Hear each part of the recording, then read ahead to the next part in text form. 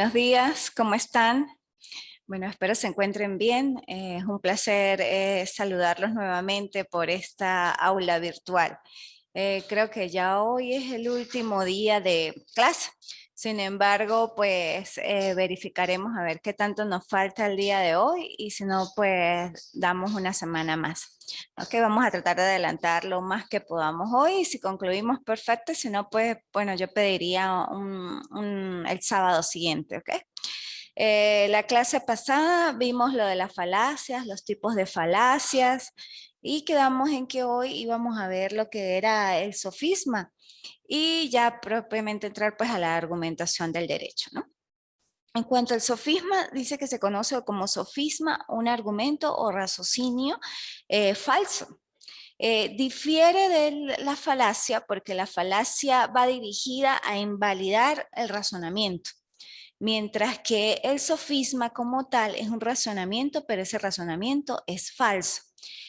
Son técnicas, si bien es cierto, propiamente de argumentación, pero van dirigidas en todo caso, a errar, a que la otra persona caiga en error. Es un razonamiento totalmente falso desde el inicio, pero como con técnicas de dialéctica y de retórica, hace a la persona incurrir en ese error. Por eso se llama sofisma. Y recuerden que los sofismas o los sofistas venían de esa época griega, que uno de los grandes sofistas pues es Protágoras, y que posteriormente pues los sofistas en un principio eran muy bien como vistos, aplaudidos y demás. Después, a medida que ellos hacían sus técnicas y sus habilidades con la persuasión y argumentación, pues lógicamente observaron que esa retórica como tal era falsa y que inducía a error. Pues posteriormente fueron vistos de otra manera y filósofos como Aristóteles y Platón pues tuvieron controversias con estos sofistas, ¿ok? Pero sin embargo pues queda establecido en la historia y efectivamente se verificó que el sofisma era un razonamiento totalmente falso.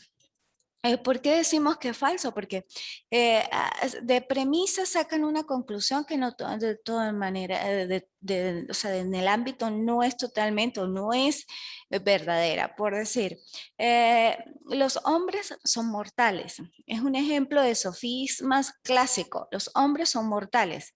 Los gatos también son mortales. Pudiéramos decir que entonces los hombres son gatos. Eso es un sofisma totalmente que induce en error, que eso no es así. Los hombres no son gatos, no necesariamente porque los dos sean mortales. Pero bajo la base de dos premisas se llega a una conclusión totalmente errada o errónea, que muchas veces pues las personas en esa época pudieran a través de esas técnicas pues persuadían tanto el pensamiento de los que estaban allí en esas escuelas sofistas que pues totalmente le creían. Eran como patrones ya sobre la base de esa retórica tan elegante que tenían los sofistas y que inducían en error a los que estaban pues allí estudiando, ¿no? Los sofismas pues siempre tienen la apariencia también de ser correctos. Hay sofismas que por su naturaleza, como el ejemplo que acabo de decir, pues a todas luces suena de que eso no es así, de que los hombres no son gatos. Pero hay otros tipos de sofismas que pueden inducir totalmente error y que sí pueden crear la apariencia de que en un inicio son correctos cuando en realidad no lo son. ¿Okay? En todo caso, el sofisma se considera que es una falacia intencional, una falacia porque efectivamente invalida el razonamiento, pero esta invalidación del razonamiento es totalmente con la intención de que la otra persona caiga en error. ¿Okay? Luego dijimos que los tipos de sofismas como tal hay diferentes. Hay un sofisma por accidente que es el que pretende confundir lo accidental con lo esencial. Ejemplo, ayer estudié mucho, por lo tanto hoy obtendré buenas calificaciones. No necesariamente porque haya estudiado mucho podrá obtener una buena calificación, porque puede ser que habiendo estudiado mucho no estudió lo correcto y no necesariamente porque estudió, pero no estudió lo correcto, lo que era o los temas que iban, pues efectivamente va a tener buenas calificaciones. Entonces se puede decir que es un sofisma de accidente porque pretende confundir lo accidental con lo esencial. Luego está la sofisma de ignorancia de la causa. Dice que la causa real no es definida como causa y se usa como otra como causa, por decir. Eh, Ese accidente que ocurrió, ocurrió porque es un castigo de Dios. Es un sofisma que efectivamente es de ignorancia de la causa, o sea, sobre una causa que probablemente puede estar establecida y determinada, le agrega otra causa totalmente diferente que es aleatoria y que es algo a veces incomprensible, abstracta y que lógicamente pues no podemos culpar a Dios de las cosas que puedan pasar, que muchas veces las personas sí lo culpan. Esto es un sofisma. Efectivamente, si ocurrió el accidente es porque es un castigo de Dios, es un sofisma de ignorancia de la causa. Otro sofisma es ignorancia de la cuestión. Dice, se ignora una proposición enfatizando en algo que no tiene relevancia o que no tiene razón de ser con lo que se está planteando. Ejemplo, yo puedo decir, no te preocupes por mí. La otra persona puede decir, lo más lógico que diría, no, yo sí me preocupo, bueno, yo no me preocupo porque sé que tú puedes hacerlo sola, que sea, la otra persona lo que contesta, pero es que si yo te doy regalos o yo te doy obsequios, ¿ves? Es algo que ignora la causa como tal o la cuestión, ¿no?, que se está planteando sobre la base de una proposición totalmente irrelevante o que no tiene nada que ver con lo que se plantea. Por eso es un sofisma de ignorancia de la cuestión. Yo no le doy relevancia a lo que estoy oyendo y lo transformo en otra cosa que no tiene nada que ver con lo que se está argumentando. ¿Okay? Está el otro sofisma de petición de principio, que se toma como principio y sin demostrar se conducen, se llegan a conclusiones. Por decir, si yo soy trabajadora o soy muy buena trabajadora, por eso no tengo problemas de dinero. Ajá, eso es un sofisma que puede ser efectivamente de principio, o sea, no por el hecho de que efectivamente sea muy buena, porque esa palabra la trabajadora, pues no voy a tener o no tengo problemas de dinero. O sea, son sofismas de principio sobre la base inclusive de una cualidad, pero que esa cualidad no necesariamente es porque va a llegar a eso. Efectivamente, para tener abundancia, prosperidad, pues son una serie de factores que rodean y que convergen para efectivamente tener una estabilidad económica, no sobre la base de que efectivamente puedo ser buena en algo. Ese bueno en algo tengo que afianzarlo con otras esferas o con otras acciones que van a ayudar a que efectivamente yo pueda tener otro aspecto, otro nivel de vida. ¿Okay? El otro sofisma es el de círculo vicioso. Una proposición probada es probada con otra siendo la inicial, por decir, si no tienes dinero, vende lo que tienes o vende nuestros productos, que estos productos están a bajo precio o cuestan tanto. Ajá, yo sobre la base de que no tiene dinero, puedo tener dinero. ¿Sí me explico? Por eso es un sofisma de círculo vicioso. No hay dinero en este momento para obtener algo, pero si yo vendo un producto, puedo tener dinero sobre ese algo. Es un círculo. O sea, vuelvo a la proposición inicial sobre la base de la primera argumentación del dinero. ¿Okay? Luego está el sofisma de inducción o falsa generalización. Esto es lo que inclusive también se asemeja mucho a las falacias, que se atribuye a un grupo de personas lo que es propio de algunos o de alguna persona en particular o de algunos individuos, lo que hablábamos en la clase pasada, de que decimos todos los hombres son iguales. Cuando una mujer dice todos los hombres son iguales, casi siempre se refiere a que todos los hombres son infieles. No necesariamente todos los hombres pueden ser infieles. Hay hombres que efectivamente son buenos, son caballerosos, que respetan su, Catherine se ríe, su relación. sí deben existir y claro que sí existen. Bueno, yo lo tengo, Caterine, yo lo tengo. Y si no, considero que sí es así, para no darme mala vida de que no.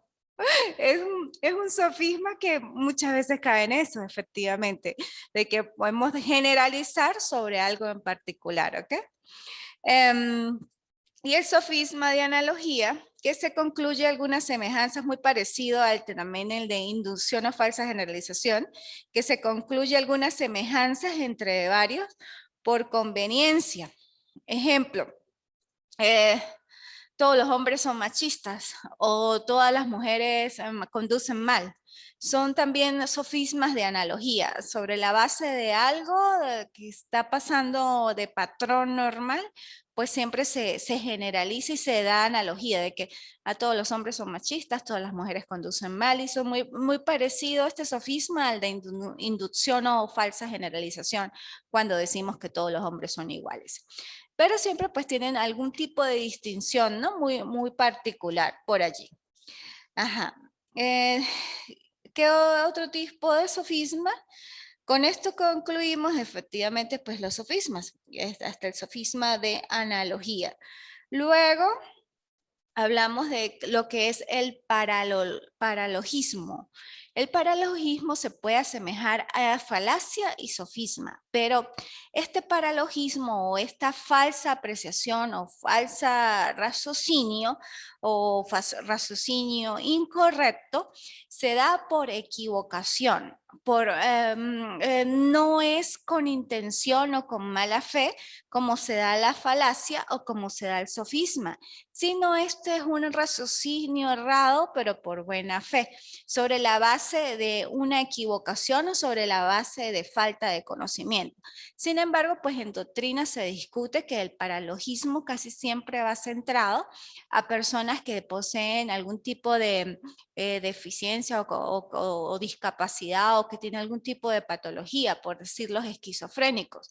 Los esquizofrénicos en su argumentación muchas veces hablan y dicen cosas que para las personas que lo escuchan o lo oyen, pues lógicamente carecen de sentido o inclusive pueden tener sentido, pero pues no es del todo cierto.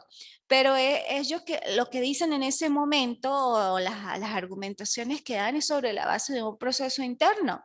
Por eso se considera que es un paralogismo, porque es una argumentación o un raciocinio errado, pero sobre la base de una equivocación, y esa equivocación es de buena fe.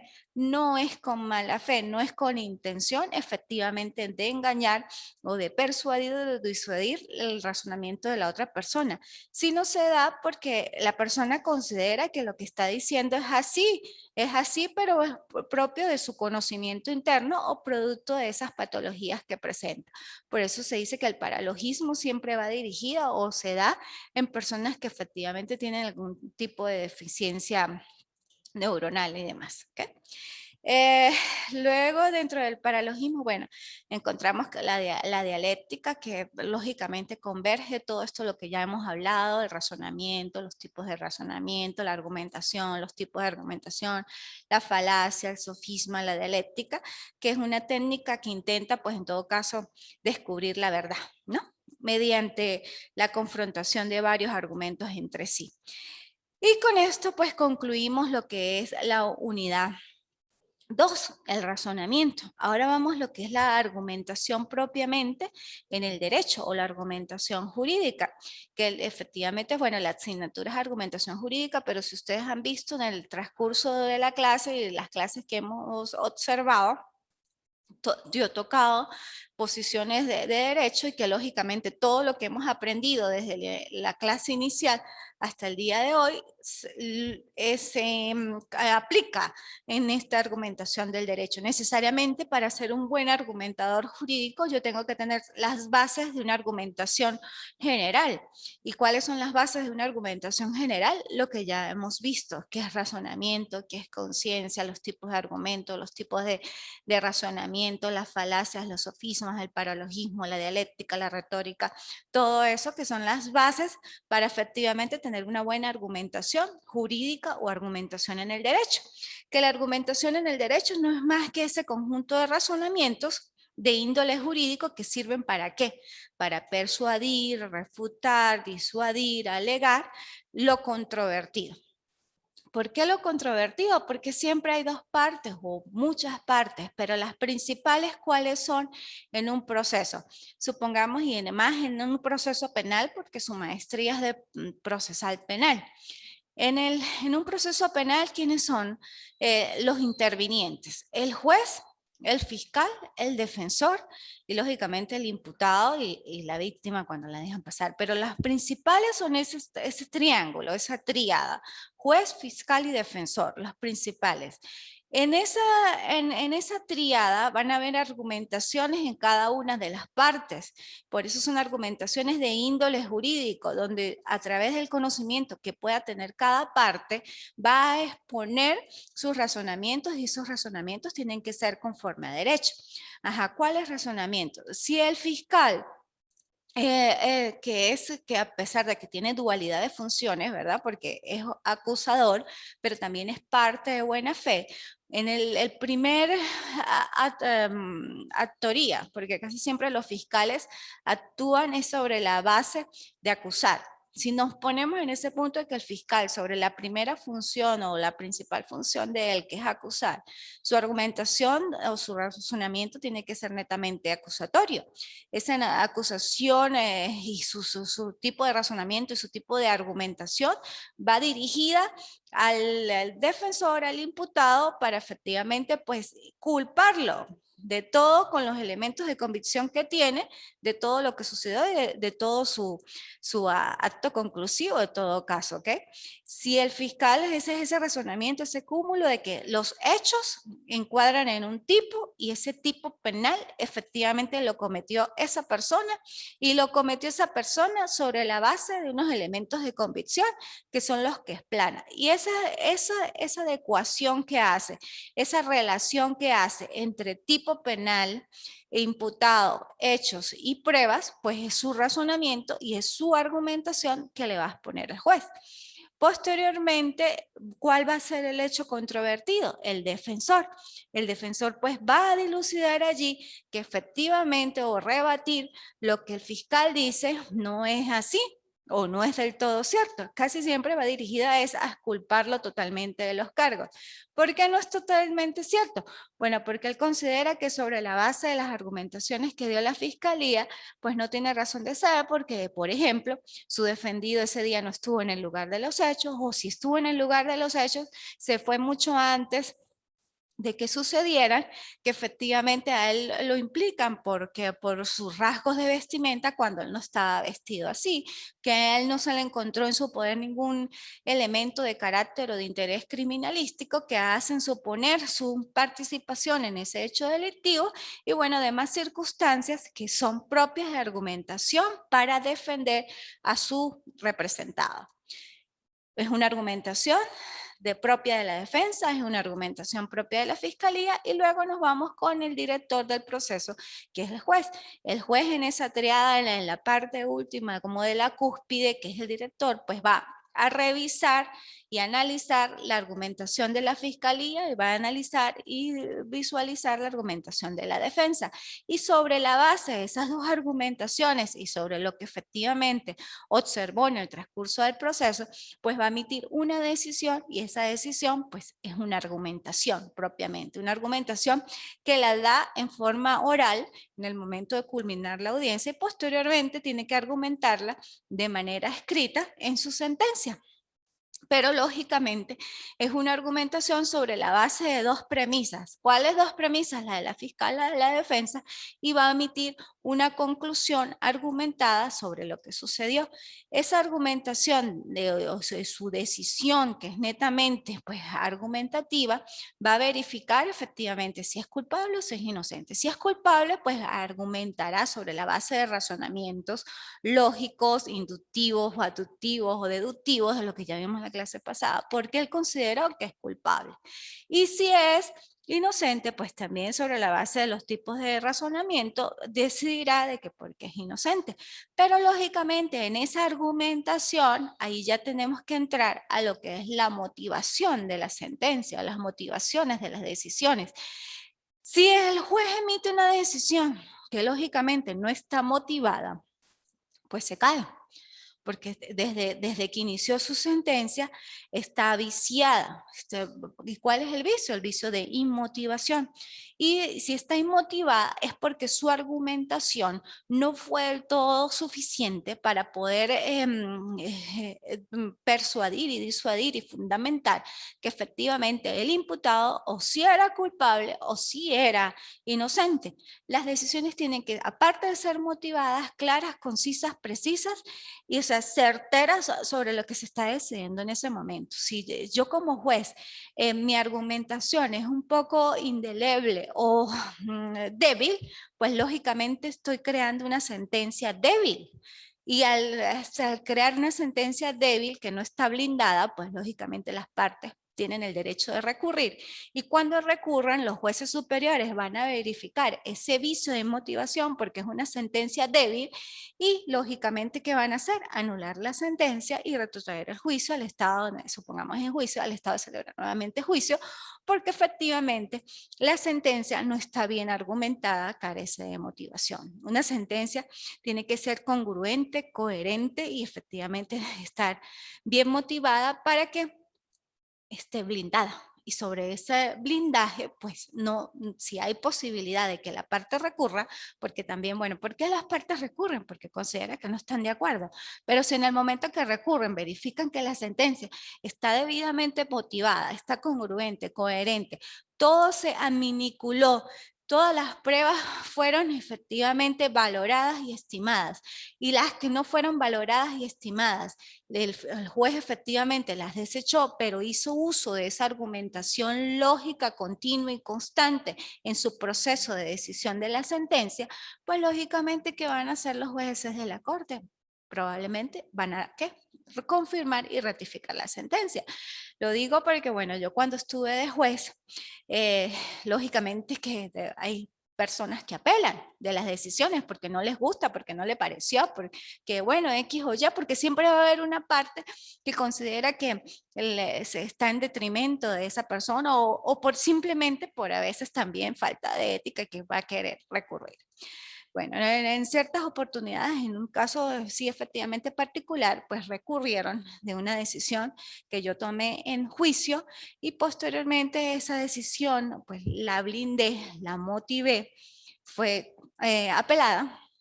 Llegó a la Corte de Apelaciones y la Corte de Apelaciones confirmaron mi decisión porque consideraron que efectivamente mi argumentación era congruente, coherente con todo lo que se estaba observando allí y que estaba ajustada a derecho.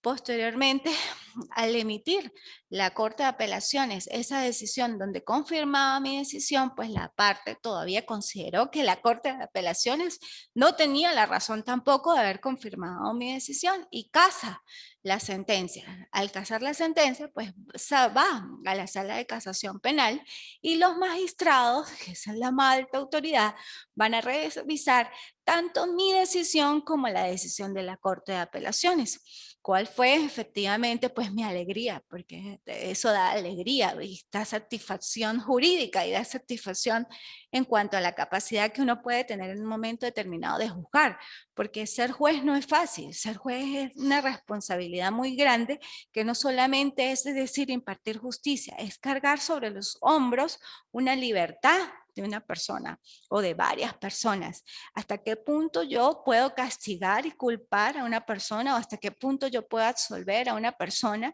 Y tantas cosas que pueden suceder en el momento de emitir una decisión. Efectivamente, la Sala de Casación Penal revisó mi decisión, revisó la decisión de la Corte de Apelaciones y confirmó la decisión de la Corte, lógicamente que eso pues es confirmar mi decisión y efectivamente quedó firme ya y no pudieron hacer nada. Pero efectivamente, o sea, ahí se da uno cuenta que efectivamente las decisiones tienen que estar debidamente fundamentadas y blindadas para que, bueno, si ocurren ese tipo de situaciones que probablemente ocurran todo el tiempo y si ocurren, pues lógicamente el juez salga airoso y con prestancia porque efectivamente su decisión fue blindada, ajustada a derecho y con conocimiento. Y vuelvo a repetir, para que una decisión efectivamente esté motivada, pues tiene que haber congruencia, coherencia y lo más importante, la estimación y valoración de todas las pruebas. No debe quedar ninguna prueba sin que el juez considere cuál es su criterio sobre esa prueba. Por decir, si hay 30 pruebas, de las 30 pruebas, perdón, entre testimoniales, periciales, documentales, cada una tiene que hacer su valoración justa y decir, el testimonio de Pedro Pérez lo valoro, lo estimo de la siguiente manera porque tiene una relación directa con los hechos tal, pero es esa valoración y subsunción de la prueba con el hecho y en el cual va a ser la relación de que por qué la valoró y por qué considera que es una prueba fundamental para efectivamente tomar la decisión de ser culpable o ser inocente. Una por una. No puede quedar ninguna prueba por fuera porque efectivamente eso es lo que causa debilidad o algún tipo de estimación. Así como valora las pruebas, tiene que hacer la valoración de lo que dicen las partes. ¿Cuáles partes? El fiscal y el defensor. O sea, colocar en tela de juicio cuál de las dos partes efectivamente en sus argumentaciones de una otra manera la que tenía razón y hacer esa valoración. Toda esa valoración de las pruebas y de lo que dijeron las partes y lo que está en el hecho es la motivación de la sentencia, es lo que surte que sea una sentencia motivada y que efectivamente esté blindada y que no padezca del vicio más común que es la inmotivación.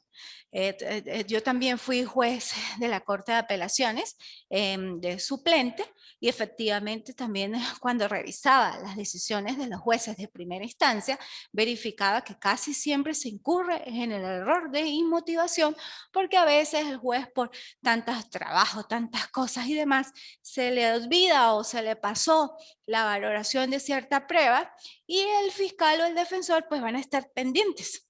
Y al estar pendientes, pues recurren. Y cuando recurren, el juez superior tiene el deber de revisar bien cuál es el vicio y si efectivamente el que está recurriendo tiene la razón. Y si tiene la razón, pues lógicamente quedársela porque está ajustada a derecho. ¿Okay? ¿Sobre la base de qué? De la aplicación de la justicia y de la equidad, que eso es lo que se busca siempre, aplicar la justicia con equidad. ¿Okay? Esa es la argumentación, pues propiamente en el derecho. Lógicamente, en esa argumentación del derecho, existen otras aristas y bueno, en el programa hablábamos de, o se habla de lo que es la reconstrucción de los hechos. Es una prueba, sí, se pudiera considerar fundamental. Muchas veces pues las partes la utilizan para recrear, porque es una recreación de lo que sucedió en ese momento. Y efectivamente pues que las partes tengan un poco más de luz sobre lo que se está dilucidando. Es una prueba, sí, sí, lógicamente importante, pero también es muy poco común, ¿no? Casi siempre se da, es cuando hay demasiadas dudas, cuando, bueno, las partes lo solicitan, cuando ya fue solicitado, fue admitido, y bueno, el juez recrea, se van al lugar de los hechos, a la escena donde sucedió el crimen, o lo que sucedió, y tratan de recrear junto con el imputado efectivamente lo que sucedió y ahí se hace una pequeña pues recreación, más nada. Luego de la recreación, pues en el proceso como tal se hace la valoración. Sin embargo, en esa recreación, las partes tienen la posibilidad de preguntar para verificar si efectivamente lo que se plasmó con anterioridad es igual a lo que está sucediendo en ese momento. Y bueno, pues ahí se aplican muchas técnicas también de argumentación, inclusive para verificar hasta qué punto el imputado o las personas intervinientes en la reconstrucción de los hechos pueden decir mentiras. porque sobre esas argumentaciones, bueno, pues existen igualmente falacias o sofismas que pueden inducir o engañar. Estaba leyendo en estos días unas técnicas que utiliza pues efectivamente la parte de Estados Unidos y de España, y lógicamente que también nosotros la aplicamos bajo otra conceptualización, ¿no? Pero es muy parecida.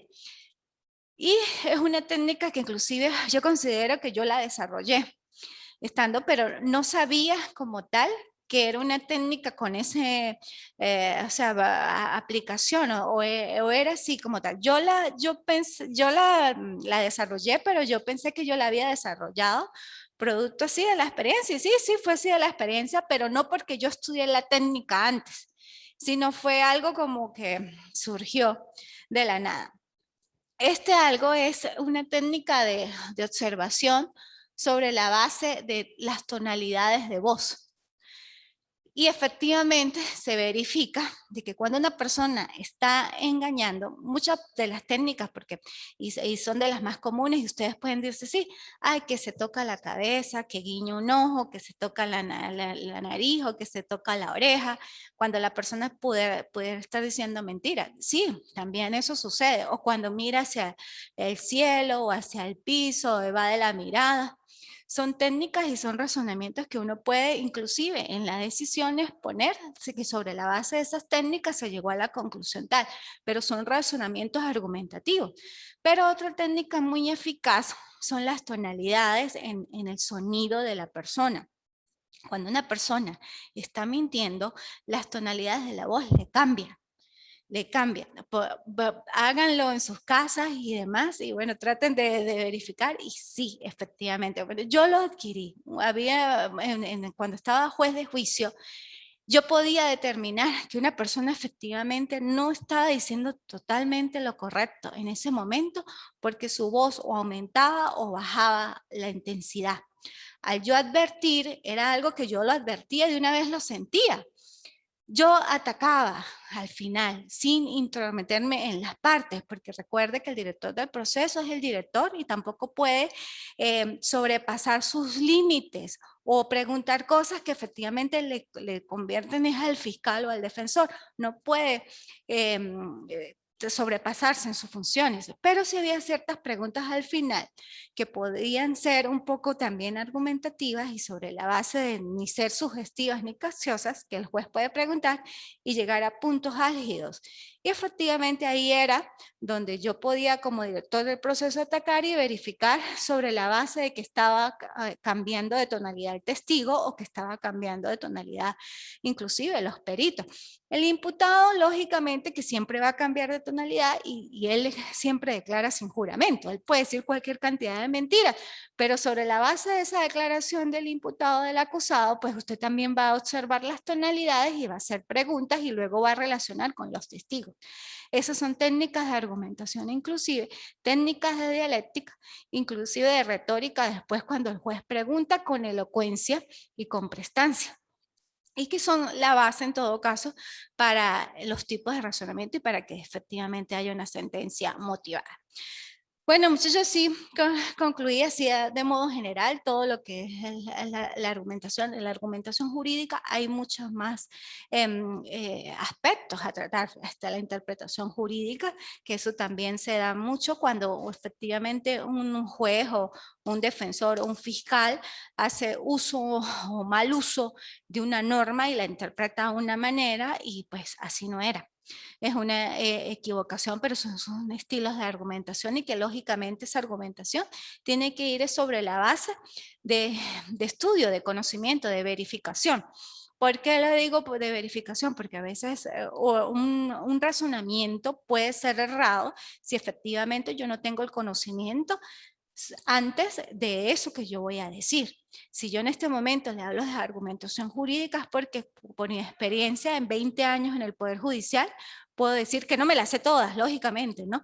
Pero que sí puedo tener un poquito de conocimiento sobre la argumentación jurídica. Pero yo, si supongamos soy médico, yo no voy a venirles a hablar de argumentación en el derecho. Porque lógicamente, pues puedo tener, sí, agarrar libros y leer, pero no lo voy a explicar tan bien siendo doctora en medicina que siendo abogada. lo puedo proyectar de esa manera. Por eso todo también argumentación y razonamiento tiene que ir sobre la base de un conocimiento previamente definido. Y si está previamente definido, pues lógicamente usted lo va a poder expresar de manera elocuente y con autoridad. Y esa autoridad lo que va a garantizar es efectivamente que con la persona que está argumentando tiene respuestas certeras y seguras sobre la base de un conocimiento definido. ¿Okay? Bueno, los invito a que sigan leyendo. En la plataforma está lo de la argumentación en el derecho. Esta argumentación en el derecho también es muy empírica, se da sobre la base de experiencia. A medida que ustedes tengan más contacto con el público, estén en audiencias y demás, pues lógicamente su argumentación va a ir evolucionando. Es algo que tampoco se puede aprender en una clase o algo así, sino son diferentes clases, doctrina, estudios y lógicamente experiencia, práctica forense como tal, que los va a ayudar a ustedes pues efectivamente a ser mejores colegas. ¿Alguna pregunta? ¿Cómo les pareció? ¿Cómo Buenos van? días. Buenos días. Debbie, ¿cómo está? Bien, bien.